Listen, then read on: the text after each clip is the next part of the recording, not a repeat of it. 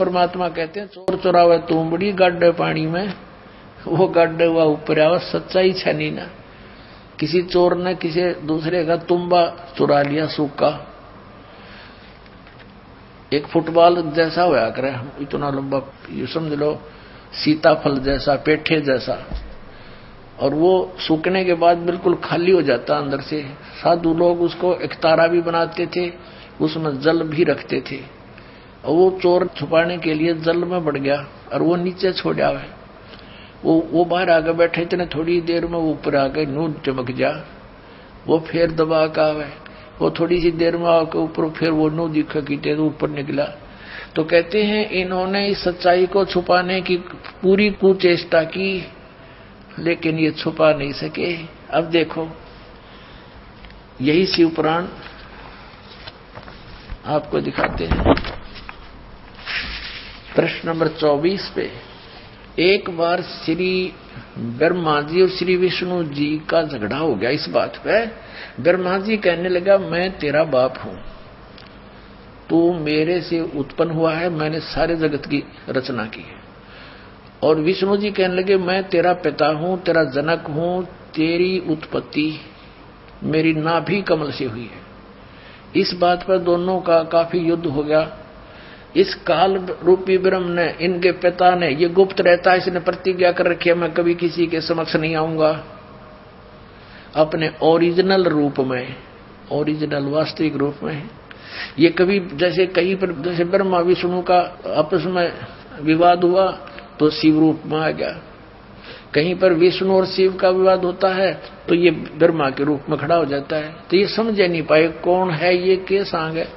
तो अब परमात्मा ने आके बताया, इसके सारे षड्यंत्र का बांडा फोड़ कर दिया।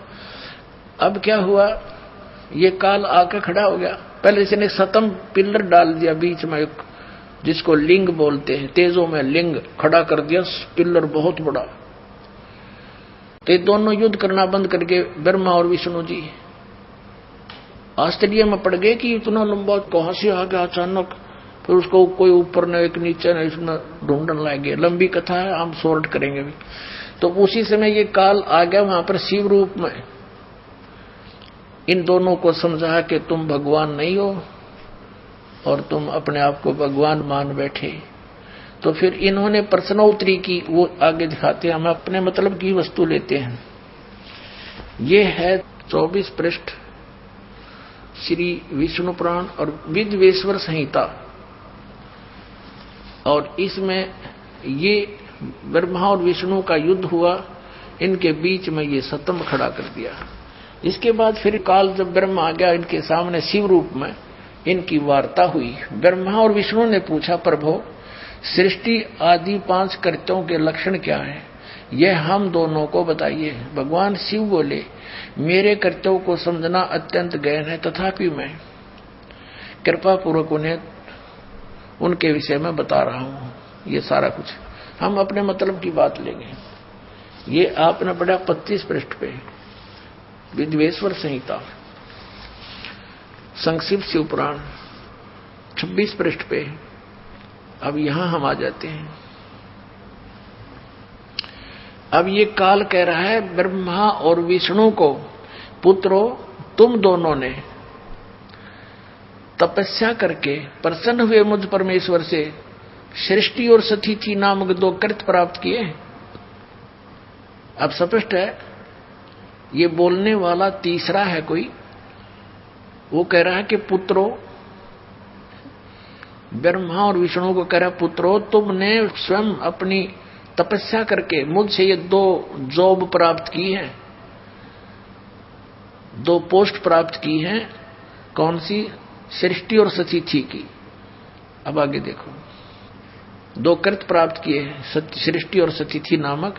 पुत्रों तुम दोनों ने तपस्या करके प्रसन्न हुए मुझ परमेश्वर से सृष्टि और सतिथि नामक 2 कृत्य प्राप्त किए हैं, ये दोनों तुम्हें बड़े प्रिय हैं। इसी प्रकार मेरी विभूति स्वरूप, यानी मेरी ही शकल के रुद्र और महेश्वर ने, ये मैं नहीं है, ने 2 अत्यंत कृत संहार और तिरोभाव मुझ से प्राप्त किए हैं।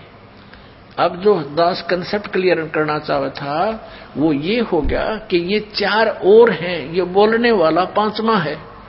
महेश्वर, रुद्र, ब्रह्मा और विष्णु, इनका पिता है यो काल, यो पांचवा न्यारा है। इति सिद्धम कि ब्रह्मा विष्णु महेश के पिताजी कौन है? काल रूपी ब्रह्म। अपने आत्माओं 600 वर्ष पहले भगवान कबीर साहब ने कहा था, अब मैं तुमसे कहूं चिताई, त्रिदेवन की उत्पत्ति वाई। मां अष्टंगी पिता निरंजन, ये जमदारुण वंशन अंजन। पहले की निरंजन राई, पीछे से माया उपजाई। माया रूप देख अति शोभा, देव निरंजन तन मन लोभा। अब बताते हैं, निरंजन की ने भोग विलासा, माया को रही तब आशा। 3 पुत्र अष्टंगी जाए, ब्रह्मा विष्णु शिव नाम धराए। कति सिंपल लैंग्वेज में मालिक ने इस सूक्ष्म वेद में बता रखा है कि इस काल रूपी ब्रह्म सरपुरुष की और दुर्गा के संयोग से दुर्गा को आशा रही, प्रेग्नेंट हुई, फिर उन 3 पुत्रों की उत्पत्ति की। कति क्लियर कर दिया। और फिर मालिक ने एक शब्द और बोला, गुण तीनों की भक्ति में ये भूल पड़ो संसारी। कहे कबीर निज नाम बिना, कैसे उतरो पारे। 3 देव की जो करते भक्ति, उनकी कदे ना हो मुक्ति। कंसेप्ट क्लियर हो गया तो नासवान है, और इनकी भक्ति करने से वो पूर्ण मोक्ष कैसे प्राप्त होगा? जहां जाने के बाद फिर लौटकर कभी संसार में नहीं आते, ये आप जन्मते मरते हैं। तो इसके लिए इन्हीं पवित्र सदग्रंथों से प्रमाणित करेंगे आपके लिए। पहले तो ये प्रमाणित करते हैं ये 3 गुण क्या है। रजगुण ब्रह्मा, सतगुण विष्णु, तमगुण शिव जी। वैसे तो बहुत बार आ चुका है, फिर भी पुण्यात्माओं ये अज्ञान भी हमारे अंदर हजारों वर्षों से फीड किया गया, झूठा लगातार लगातार फीड कर दिया, हम यहां तक भर दिए इस अज्ञान से। अब ज्ञान सुनते हैं तो हमें अंदर जगह नहीं, लेकिन ये ऐसा ज्ञान है कि अपनी जगह बनाएगा और उसको बाहर फेंक देगा उठा करके। अब देखना मार्कंडेय पुराण में स्पष्ट किया है। ये अपने पवित्र पुराण सदग्रंथ हैं जिनको हम शिरोधार्य मानते रहे और पढ़ते रहे और खरीदते रहे। ये गीता प्रेस गोरखपुर से प्रकाशित है। प्रकाशक एवं मुद्रक हैं गीता प्रेस गोरखपुर, गोविंद भवन कार्यालय कोलकाता का संस्थान। अब इसके 123 पृष्ठ पर ले चलते हैं आपको। 123 पृष्ठ पे अब यहां से शुरू करेंगे। 122 से हम संक्षिप्त मार्कंडेय पुराण। यहां देखिएगा, मार्कंडेय जी बोले, ये मार्कंडेय जी का ही आगे ज्ञान है। यहां आ जाते हैं इसके सामने हम। इस तरह स्वयंभू परमात्मा की 3 अवस्थाएं हैं।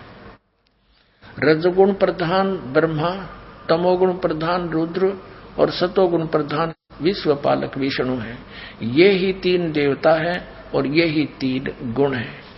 वैसे तो पुण्यात्माओं कहते हैं बुद्धिमान को संकेत गणाओ है, बहुत होता है, फिर भी क्योंकि हम बहुत दिनों से रंगे पड़े हैं कि मन में थोड़ा सा भी कंसेप्ट क्लियर ना हुआ तो ये काल फिर स्थान बना जाएगा आपके अंतःकरण में। लेकिन दास ऐसी जगह छोड़ना को ना कि ये फिर समा जाए आपके अंदर। ये देखिएगा श्रीमद् देवी भागवत, ये प्रथम भाग, ये कहां से प्रकाशित है?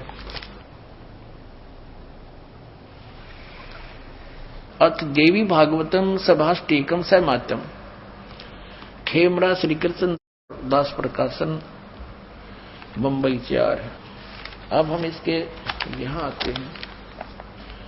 ये है अथ श्री मद देवी भागवते भाषा टीका युक्ते तृतीय स्कंद है सब प्रारंभते, ये 3रा स्कंद प्रारंभ। इसके हम 11 पृष्ठ पर ले चलते हैं आपको।